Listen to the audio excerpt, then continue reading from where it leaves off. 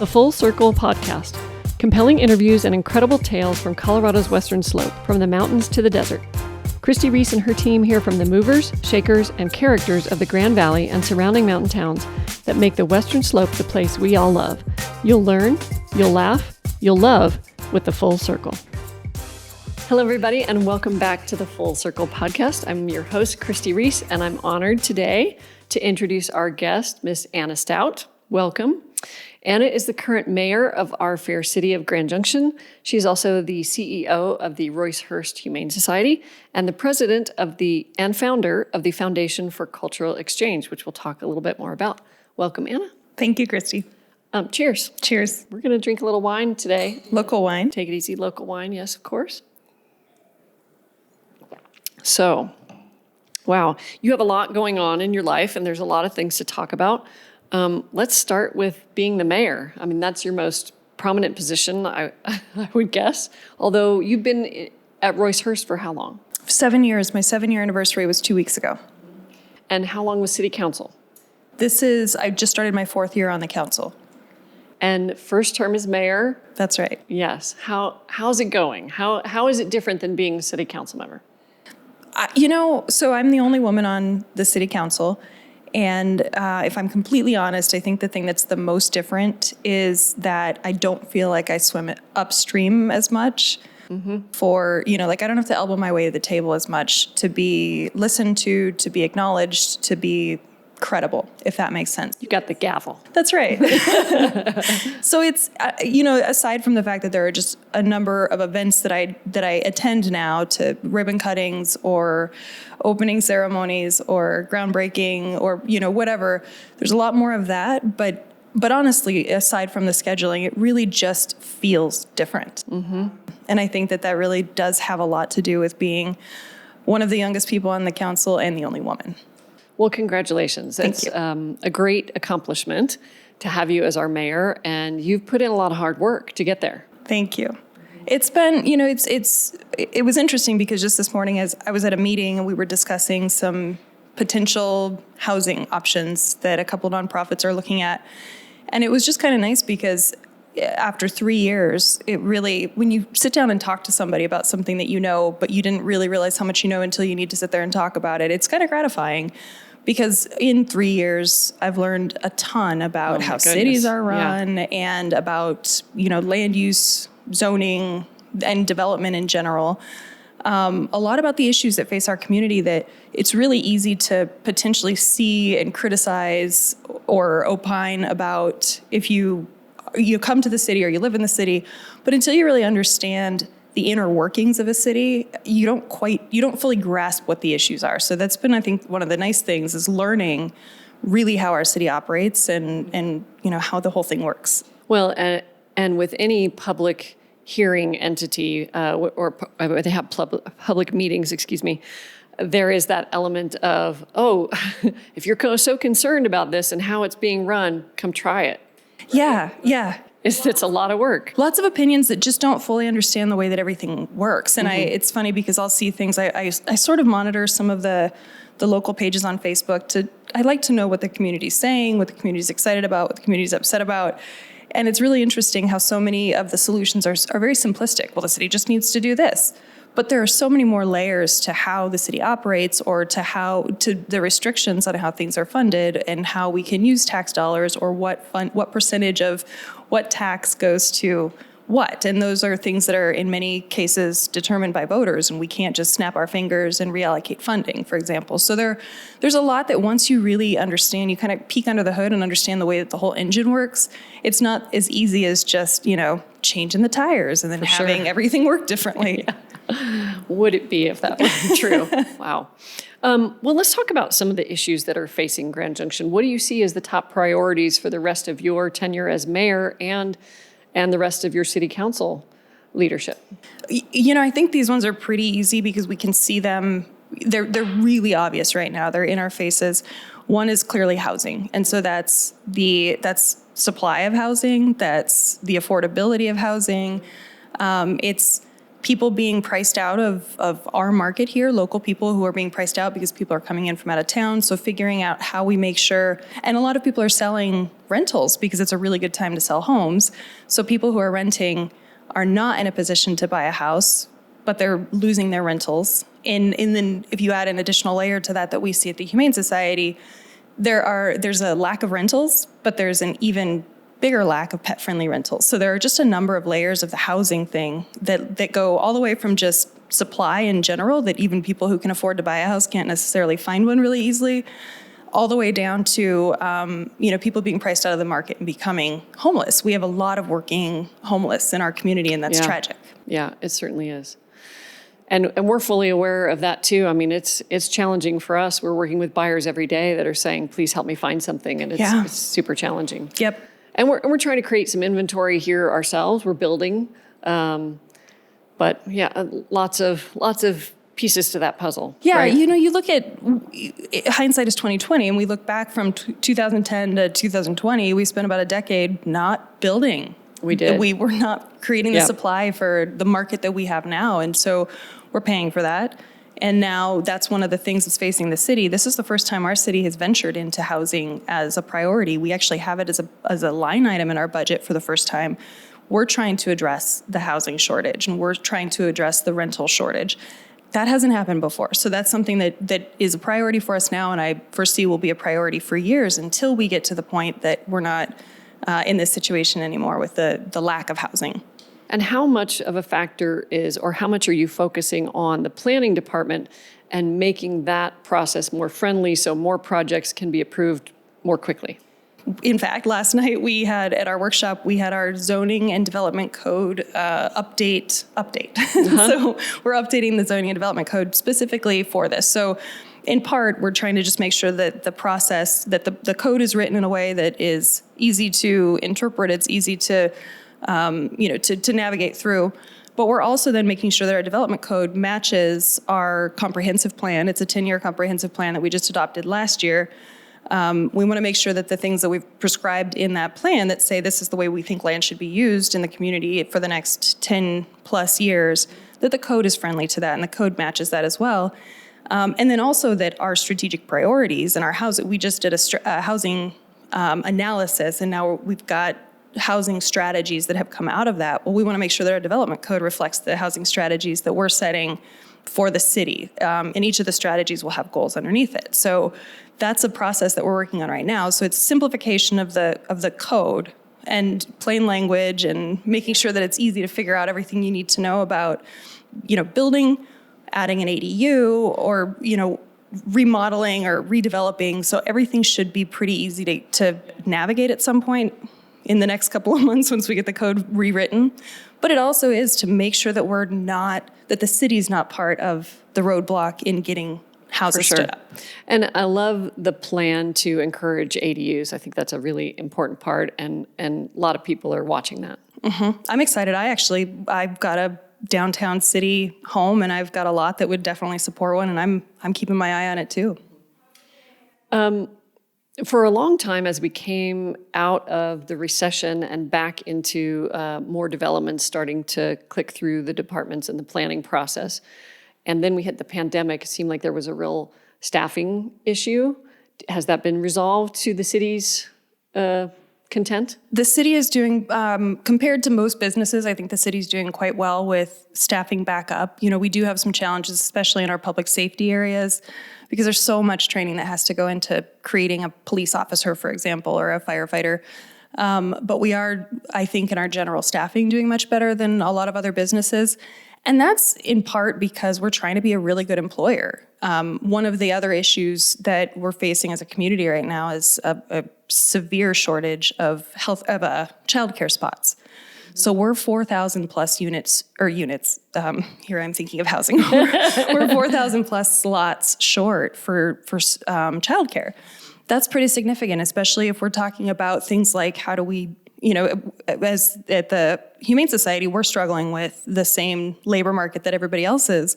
And so when you look at ways that organizations can attract, or what some of the challenges are for hiring people in many cases, childcare is that challenge. So, Right, and it's not just always about salary. right, It's exactly. benefits, but childcare is huge for people. It really and is. It doesn't matter how much you get paid if you can't find a place Exactly. for your child to Exactly. attend some sort There's of not a childcare. slot, then it doesn't matter. You can spend all the money you want trying to get them in, but if there's nowhere for them to go, then there's nowhere for them to go. So one of the things that the city has done, we just recently purchased a defunct childcare facility.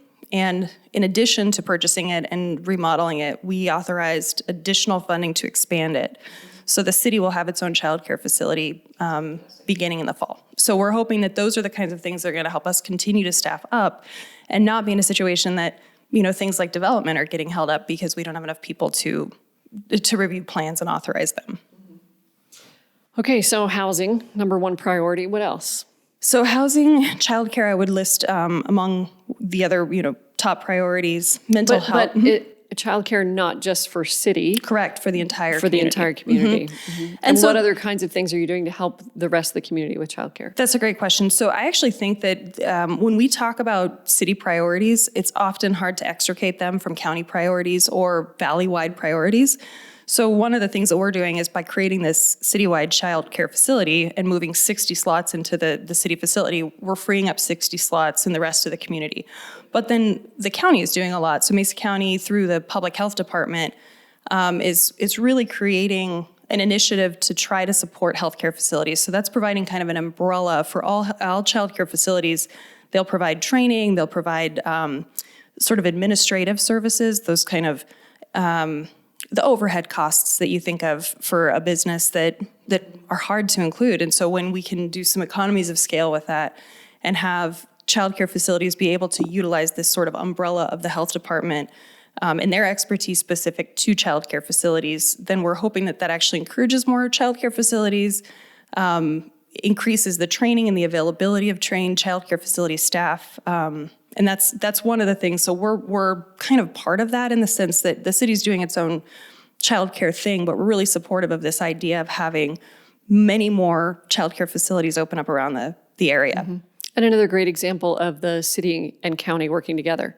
Yes. There's been some great collaboration over the last couple of years. This is absolutely, I think when we look at the strides that the community has taken, especially I would say in the last 2 years, I think one of the things that's the most promising is the increased collaboration between the city and the county specifically. And I would say many entities, that includes the university, that includes Fruta, Palisade, and other entities. But truly, if you look at the city and the county, those are the two major players in the community. When they don't get along, it just impedes progress. And now for the last couple of years, there's been a real sincere effort to work together and to view each other as colleagues. Great. Any other issues at the forefront for the city? We're definitely looking at mental health. That's something that doesn't belong specifically to the city, but again, this is something that we're working on collaboratively with everybody else. One thing that we've done that is specifically within the city is our co-responder program with our police department. So traditionally, the co-responder programs this is an innovative idea, right? You staff a police officer with a social worker, somebody who's trained in mental health interventions and trauma-informed care, and then they go out together so that when we're getting calls to 911 that really aren't crime, but it's somebody in crisis, that's really not the best use of our police resources. But there's not really another option. So by putting these people together and having the two of them go out, they're able to better manage the situation. In the past, we've done that. It started out as a partnership with the county, Mine Springs, and the city. And then the county has actually done a different program. And so instead of us doing this where we don't control the whole process, right? This has been a partnership where this is a co-responder who's employed by a mental health facility. We're bringing those in-house. So we're expanding the co-responder program, but bringing it all in-house so that this is a person who receives city benefits, and has access to things like our child care facility and our health facility. But it'll just be a better partnership because now we'll have the key people who are employed in that role, and we're not going to have the turnover that we were seeing before because it was a different agency that was supplying the co-responder. Mm-hmm. So that's one piece of the mental health puzzle that, when you look at the overall mental health, that's a public health issue. So that's really more of a county thing. A lot of that funding is coming down from the state, but the city does have pieces, and that co-responder program, I think, is one of the most prominent examples of that at the city. That's really great. I love hearing that, and I would say I haven't kept up on it enough. Need to keep up with all that news. Can you talk a little bit about where the city stands with riverfront development and projects going on down here? We're uniquely excited about everything that's going on here and just love an update. Absolutely. So this is kind of the crown jewel of the community right now, and we recognize that prior to this development here and the Dos Rios development just a little bit down the river here, it was sad. We were one of the only communities, if not the only community in the country that had this kind of a riverfront, the size of community that we are, that hadn't developed a riverfront. So I grew up here. I grew up across, actually straight behind us, where the zip line will soon be. Up on Orchard Mesa? Up on Orchard Mesa, yeah. I went to school right here. We used to have to walk this bridge for gym class.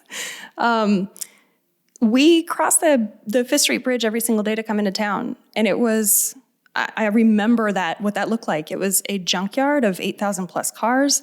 The rendering plant was just on the other side. So every time you crossed the bridge, you covered your nose because it smelled foul. And now we have this incredible gem, and we're really proud of that. And it is the city's, it is the pride of the city. So one of the things that I can tell you that we've been working on, because I was just in Denver two or so weeks ago presenting to DOLA, the Department of Local Affairs, defending a grant request for $600,000 to help with some of the bank cleanup over at Dos Rios and the creation of the public amenities that'll be part of that there. So we're working on that and excited to see Dos Rios start to stand up and start to come out of the ground. Las Colonias here is effectively, the city's done its part here with Las Colonias. Now really it's a matter of the Las Colonias Development Corporation to continue the recruitment of businesses and getting people situated here. There are still talks about what to do with the plaza concept, I think is the best way to call it. So whether there will be a plaza, there's been talk recently about a sort of a public farmers market, similar to the Pikes Market up in Seattle. So that's in exploratory stages right now. I mean, in general, this is just an area that we're really proud of with the development of the water park here, getting people to the river and being able to, when you get people to the river, you're able to do better river education, conservation education. People are more likely to appreciate and care for the river if they spend time in or near it. So that's essentially what's happening here. Las Colonias is pretty well done from the city's role in this, but Dos Rios is still our priority. It's so exciting to think about the connectivity and just everything that you can do from here. You can come park down here, ride your bike for miles, go up to the park, you can skateboard, you can, when the zip line comes in, that's going to be another great attraction, but then you can just go right down the street to a concert. And yeah. I mean, there's so much just within walking distance. And speaking of walking distance, here's something I'm pretty sure most people don't realize, and I'm curious to know if you've put two and two together on this.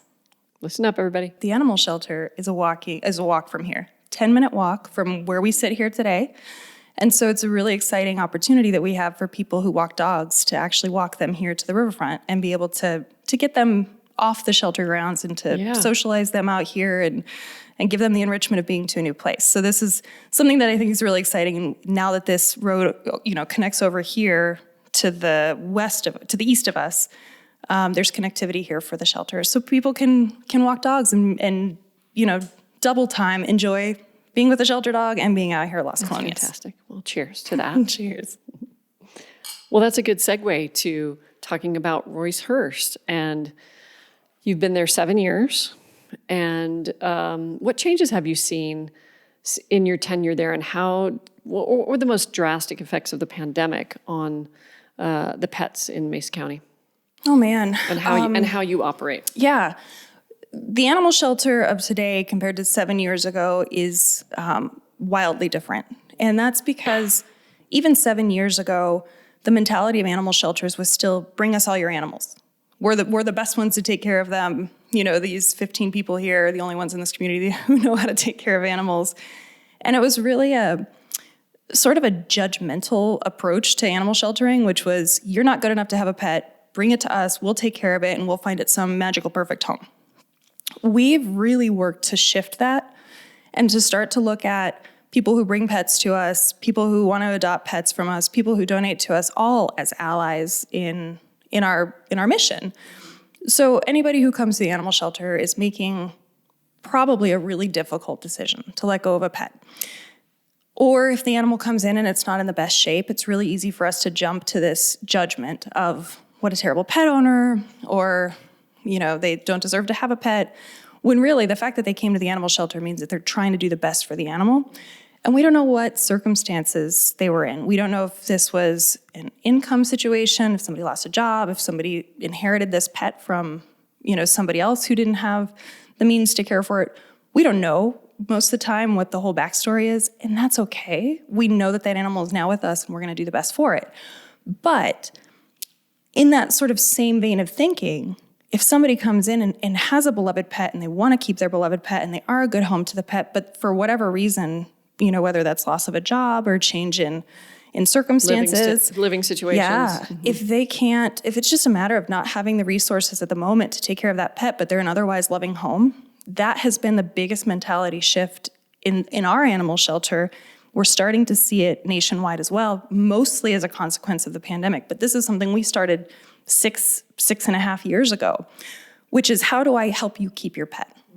Rather than having to come into the shelter and become a shelter pet. Hand it over. Yeah, give it to us. You're not doing the right thing for this pet. No, you are. If you love this pet, and if you're trying to keep this pet, and if you want to keep this pet, and this pet's bonded to you, why does this have to become our pet? We're going to have to invest resource in this pet one way or another. So rather than investing those resources inside the shelter, which no matter how good of a shelter you have, no matter how great your team is, no matter how well designed your building is, it's still never going to be the best place for a pet. So if we can prevent that pet coming in and staying in a home that's otherwise loving and capable, we want to do that. So we're now really focusing on providing resources to pet owners and helping pets stay in their homes rather than coming to be shelter pets. So that's, I think, one very significant change. It's wonderful. Thanks. Where it feels better. Do you know what I mean? Like it's less taxing emotionally for my team to not have to sit there and feel like they're the only ones who can care for these animals. It takes that weight it kind of takes that savior mentality away from them. Well, not only savior mentality, but it had to be kind of depressing in a way. Every time you have these animals feel like, that it's not a good situation, and turn it around to say, we can help you. Yeah. And, I've never met a pet that knows the difference between, a $1 million home and a $100,000 home, right? They don't know the difference. Pets know what love feels like. Pets know what, who their owner is, and they love that. And they just really can't discern between what this perfect owner that shelters used to look for and, an otherwise loving owner feels like. For them, love is love. And that's what we want to try to preserve, is any home that's providing that love. As long as the animal is cared for, if we can provide those resources to help them be as best cared for as possible, we want to do that.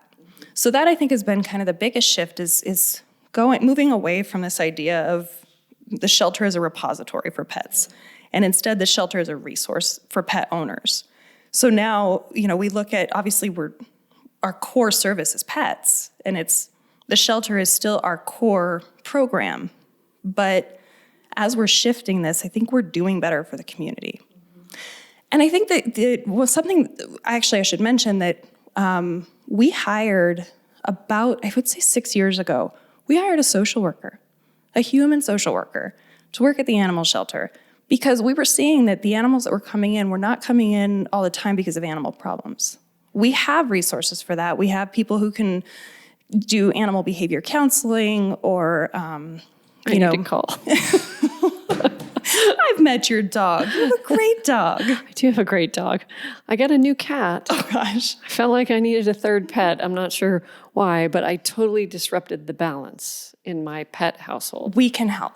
Okay. We can totally help. Right. So we have those resources to help pets. We are, we consider ourselves kind of the pet experts, obviously, but a lot of animals come in because of people problems. So we have a social worker who can actually look at the kind of the holistic picture and see, what's going on. One of my favorite stories is from a couple years ago. We had a guy call asking for behavior consulting. So he, was having issues with this dog. Well, then our behavior counselor started working with him and realized, hang on, this guy's living in a hotel with his dog. These guys are getting in arguments. The dog and the man are getting in arguments because they're living in close quarters, and this dog is not, this dog's, it's too close quarters, right? Something's going on here that has more to do with their living situation than it does with the dog's behavior. So our dog behavior person reached out to our social worker, and she sat down and looked at it. And this guy actually, he was a veteran, but he was not getting the benefits that he, was entitled to. So she reached out. Yeah, she actually was able to connect him to the services, the human services that he needed. So he got a caseworker, I think, through the VA, if I'm not mistaken. They helped him find housing. She was also able to help him connect to some other services that he needed, and I don't recall what all he needed, whether it was mental health or some, food assistance or what it was, but I know that they connected him to a number of human-related services. In the meantime, we put the dog into our short-term boarding program so that the two of them could just have some space and he could focus on getting himself on his feet, knowing that at the end of that, he was going to be reunited with his dog. So that was just something that I thought was really special because it wasn't just like, hey, good luck with your dog. Here's some behavior things you can try. It was, no, let's look at this whole big picture. If this is a situation that we can provide, we can connect the person, the pet owner, to other resources that get the pet owner into a better living situation. That's a better living situation for the pet as well. So that's something that I'm really proud of that we have, is this real close focus on what's happening with the person. Because if we care for the people care for the pets, so we don't have to. Yeah, it's great. So other effects of the pandemic, what was the most challenging aspect of that for you all? So that's actually a kind of a multifaceted question. One is that when the pandemic first hit, we didn't know. I mean, I think it's kind of interesting to sort of rewind to March of 2020 and what we thought we knew, what we didn't know, but we were predicting, and just kind of look at what actually turned out to be true. And I think a lot of what we thought was going to happen didn't. Definitely the case with the animal shelter. We were preparing for this total influx of animals because people were going to be getting sick, potentially dying, and we were really concerned about that. My other concern was I was going to have a shelter of, 70 animals, and my whole team was just going to get sick all at once, and we wouldn't have anybody to care for those animals. So very, very early on, I think within the first week of the pandemic, we did a huge foster push and just moved as many animals into foster as possible. We had this huge, amazing community outpouring of support and people signing up to foster. So we moved animals into foster so that we had space in the shelter to accommodate whatever came in. It also, then the kind of positive consequence of that was it freed up space for our higher needs animals. So either our behavior animals or our medical cases. So now they could be in there. A, it was less stress in the environment because there were fewer animals in there. And B, my staff now had more time to dedicate to each of those animals because the otherwise easy animals were now in homes. And then, again, this is kind of just a layering effect of positive consequences. We know more about these animals because we can tell potential adopters what they're like in a home. Yeah, because they're going to behave differently in an animal shelter than they do in a home. So now we know their true personalities, their true behaviors, and we can use that better to get them adopted. So as soon as we were kind of looking at this, we were like, wait a second, this model actually makes a lot of sense, not just in the pandemic, but in general, because we have a set capacity based on the number of kennels in the shelter we have. But if we have homes that are volunteering to take these animals in, we're no longer constrained by the capacity in the shelter. Our capacity to serve animals is now the number of people we can get to open up their homes in the community. So it really did increase our impact. We're providing, I think, a better service to our animals. Our fosters are able to volunteer without having to come to the shelter. And these animals are just having a better experience until they find their forever homes. That's wonderful. I thought of something while we were talking. I didn't have this question prepared ahead of time, but can you talk about, when you were talking about the vet and his dog in close quarters, I know a lot of us see some of the homeless population that have pets and what resources are available to them. Because I know a lot of us think, the first thing we think is how tragic, that these people may be sleeping outdoors. Are they warm enough? Is their pet warm enough? Is it right for them to own a pet? when they don't have somewhere to live. Can you speak to how you are working with other organizations and try to help the homeless population and those that are pet owners? Yeah, I'm actually really excited to share about this because I'll just start by saying we truly believe that that you don't have to have a home to be a good pet owner. And we've seen people who are in situations of homelessness, and you never know, is that a chronic homelessness situation? Is this a temporary situation? We're not here to pass judgment on that. But what we have seen is that people will feed their pets before they feed themselves. And they'll look out for their pets instead of themselves. People who are experiencing homelessness and who have pets are actually more cut off from services than anyone else who is in a situation of homelessness, because you can't go on the bus with your dogs. You can't go into the animal shelter or to the human shelter, and there's a caveat to that now here in this community, with your dogs or your cats. You can't go into a grocery store. There's so much that you can't access unless you have somewhere for your pets to go. So a lot of people are making these tremendous sacrifices to their own well-being because of how dedicated they are to their pets.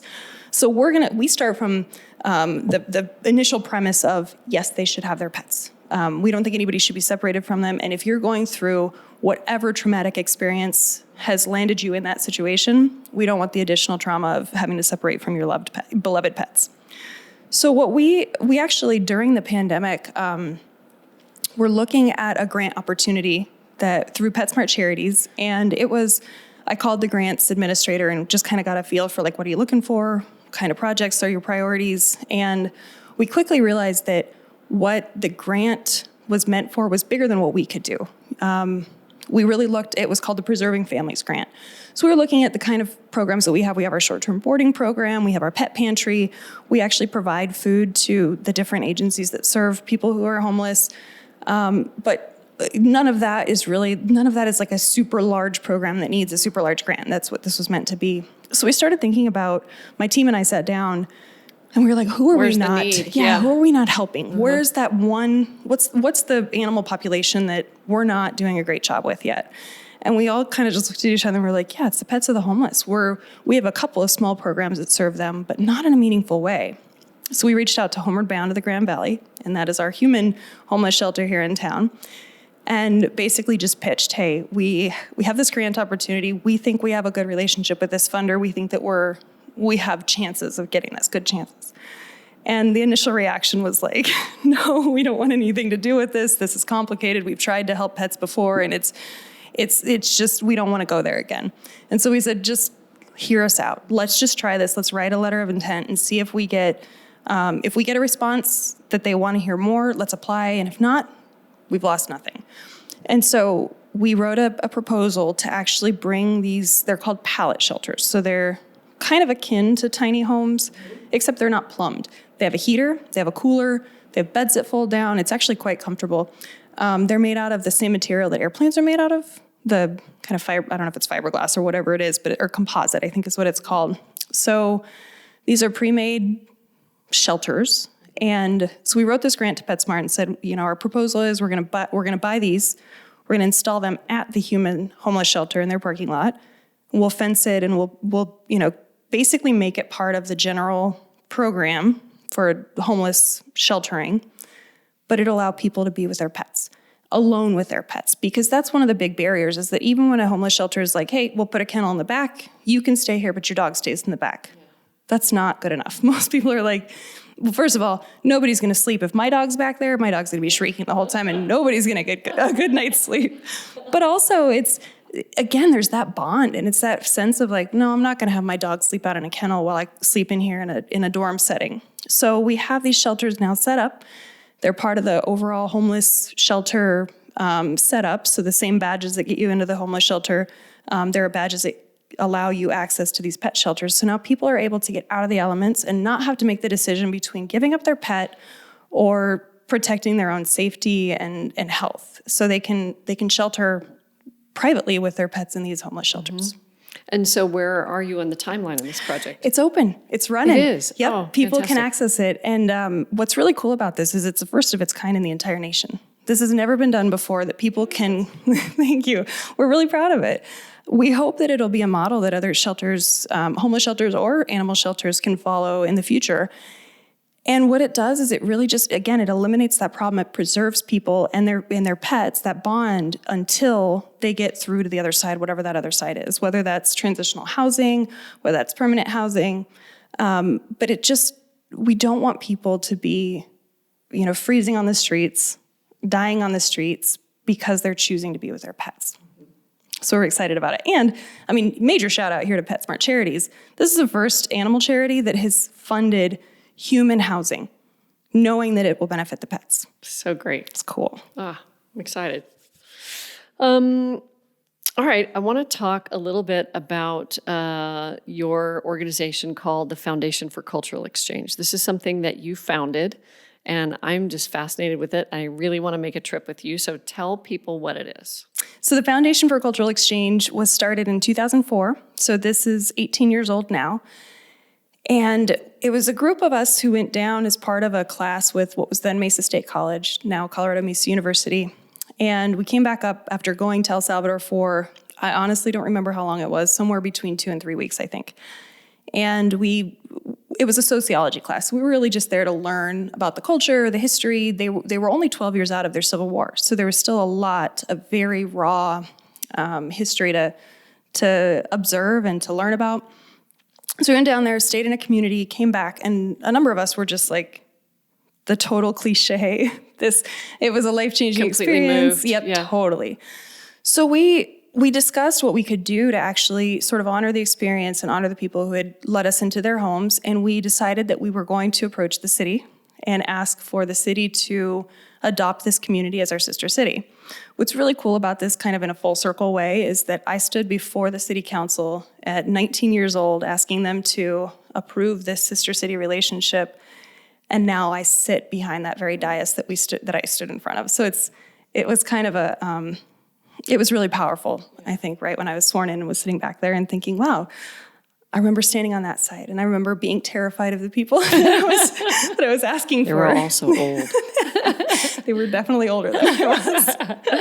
So it took us about just under a year of kind of persistence, because it was 2004 when we first approached the city about this. And if you recall, that was an election year. And so there was not an appetite for something like this, especially because El Salvador was, it had some, let's call it communist undertones. And much like Colombia or Venezuela, people think of it as a dangerous, scary place and not something we want to be involved in. Right. So there was, I think, some understandable hesitation on the council's part, and we kind of just moved forward. We're like, we're going to start a nonprofit anyway. We don't need the city's blessing for that. We took another group back there. We didn't need the city's blessing for that to do a delegation. And we kind of just came back and said, well, here are the things we're doing. We would really like this to be a sister city. And at that point, the city council was like, this is a no-brainer. Let's do it. So was this mostly CMU students? All? It was a mix. There were a couple of us who were CMU students, and there were a couple just kind of adult community members. I would say that our original kind of founding core group was about 5 people, if I'm remembering well. It's been 18 years, but I think there were about 5 of us, and I think that was 3 of us were students and 2 were professors, if I'm remembering correctly. And so we just kind of wanted to figure this out. But again, I was 19. I had no idea I'd never stood up a nonprofit before. We had no idea what we were getting into. I think that was a benefit because we didn't know what to be nervous about. We didn't know what the stumbling blocks were going to be. We sort of just felt blindly through it. We're like, cool, we incorporated with the Secretary of State. What now? Oh, we need to file the IRS, nonprofit paperwork. Things okay, just let's kind do of that. started falling into place as you figured it out. Yeah, so we had no idea how much work was ahead of us to get it actually formed.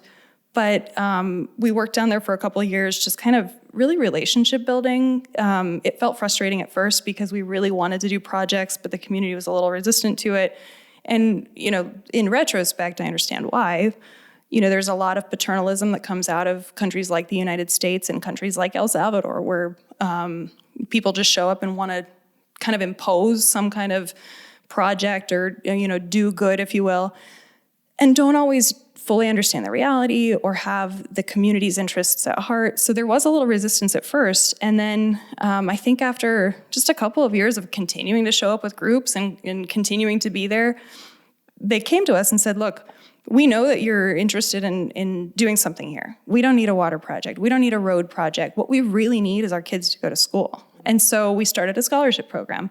So we started in 2009 with 3 students in high school, so total scholarship budget of $900. And we now have 30 plus students who are in the program. We have 20 college graduates already, a number of high school graduates or kind of tech school graduates, and a budget of about $35,000 a year. And where do you get your funding? From this community primarily.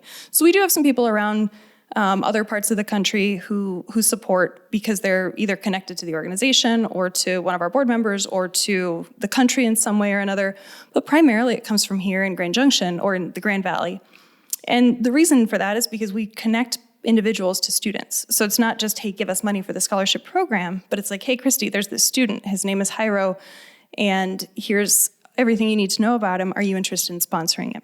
And then when we come back next year and we're like, Jairo's doing great, you've gotten letters from him throughout the year, you know how he's doing, you're more likely to pony up the next year for that than not. So we're not starting at scratch every year. So it's really, the program is relatively self-sustaining because the scholarship sponsors are very committed to their students and to seeing them through. And so what's really cool about the program too is we start their scholarship in high school and then we guarantee it through the end of college. So they start high school with this mentality of, I need to do well and get into college because I'm a college student. Great.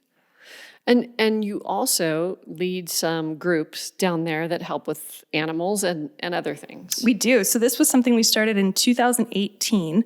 We started kind of exploring the possibility in about 2017 or so. And now we do spay and neuter campaigns. We've had to suspend them during the pandemic, but we have one planned for next year, for 2023, last week of June into the first week of July. And we go down and we take some veterinarians from here, some from Mexico. We have a couple from El Salvador that participate, and then we do this massive spay and neuter campaign. And in the span of 3 days, we spay and neuter about 500 animals. And it's really incredible because I think there's a misconception about Salvadoran street dogs or Mexican street dogs, and that these animals just aren't cared for. And that's really not usually the reality. Most of these pets have a place they call home. They have people who are caretakers for them who do have a lot of affection for them. And so when we go down there, people are excited to have the opportunity to provide vet care for their pets. It's not that they don't care. It's just that when you're struggling to feed your kids, you're probably not investing $50 to $100 in a spay or neuter surgery down there. So what's cool about this though is, I've had a couple people ask, well, why animals? This was not the spirit of this. Is it just because of your work at Roice-Hurst? And it's not. The reason we do this is because there's this really, really strong connection between animal health and human health. So if you think about having an overpopulation of animals that are unhealthy because they're not receiving vet care. So either they're carrying ringworm or Lyme disease or any number of zoonotic diseases that can be passed to people. Or you've got all these animals that are defecating in the streets, and an average dog defecates about 800 grams a day. Well, that ends up in water sources when it rains and it washes into their water sources, or in the very hot Salvadoran sun, it bakes and then turns into airborne particles. So this is a completely direct correlation between animal health and human health. When we go down and we help make the animal population healthier, it makes the human population healthier as well. As in all communities, but when you are in the situation that El Salvador is in, they have a long way to go to even separate keeping feces out of the water supply, right? Like, it's a huge challenge. And so any little bit helps. Yeah, it's something that I feel really, and in fact, what's cool about this is that this actually inspired this kind of focus on human and animal health, the relationship in places like El Salvador and Mexico, where I've gone to do spay and neuter campaigns.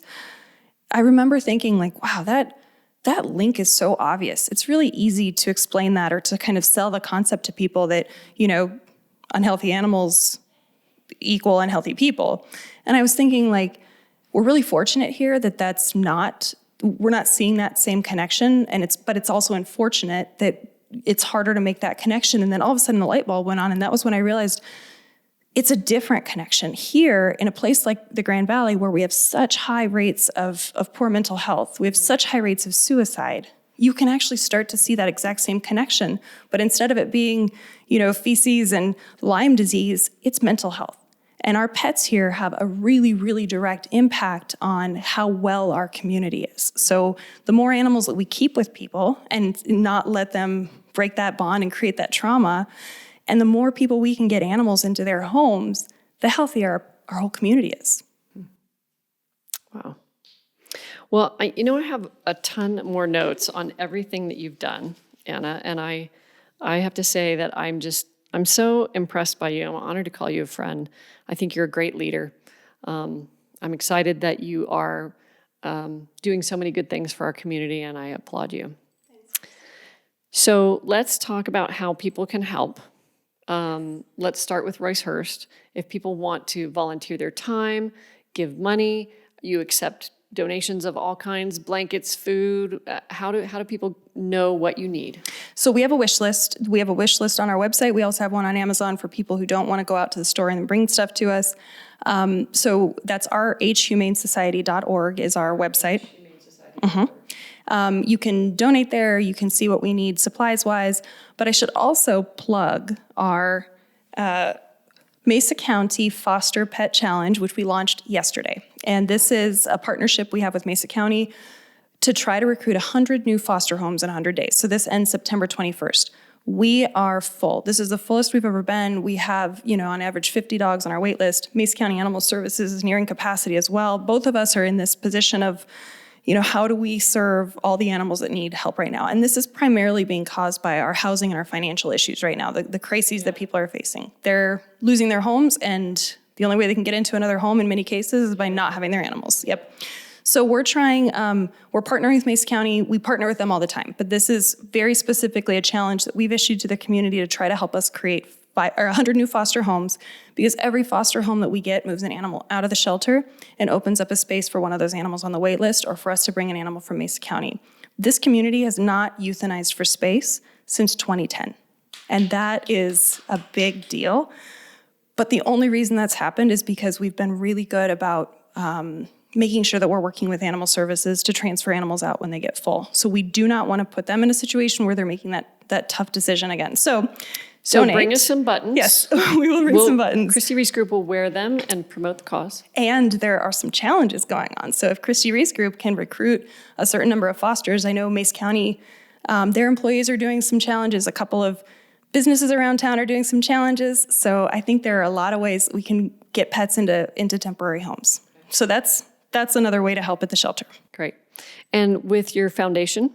With the foundation, the best way to support the foundation, other than just kind of an unrestricted donation, would be to sponsor a student. And it's really meaningful because you hear from the student a couple times during the year, what's going on with them.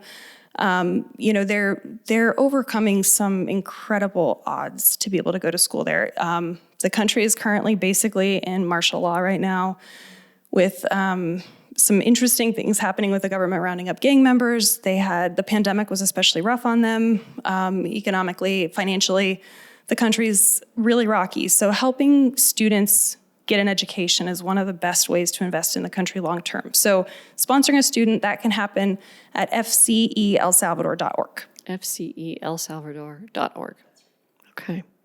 And is there anything else you'd like to share with us today about yourself, about your causes? I was not born here, but I was raised here. I've been here since about 3 or 4 years old.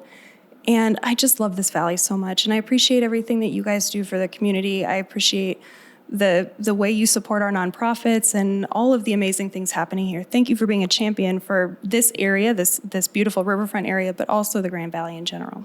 Our pleasure. We love it too. Well, thank you again, Anna. It's been a pleasure to have you here today. And thank you all for watching and listening the Full Circle podcast. And please give generously to the organization of your choice. But obviously today we want to promote Roice-Hurst and the Foundation for Cultural Exchange.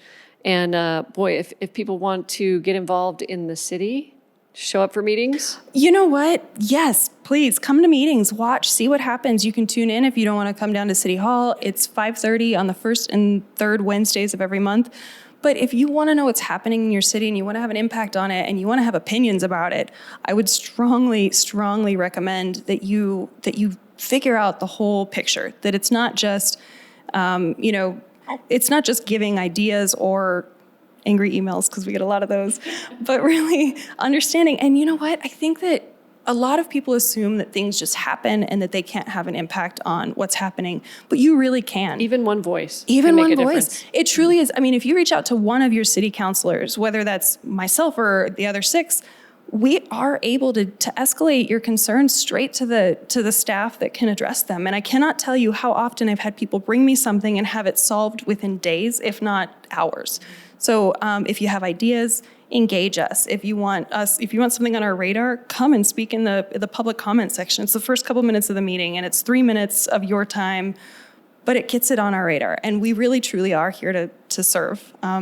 This is not a salaried job. We're not making a ton of money doing this. So we truly are here for the benefit of the community. So please engage. Amazing. Thank you, Anna. All right, everybody. We'll see you next time on the Full Circle podcast. Thanks again for joining us. Bye. Thanks for listening. This is Christi Reese signing out from the Full Circle podcast.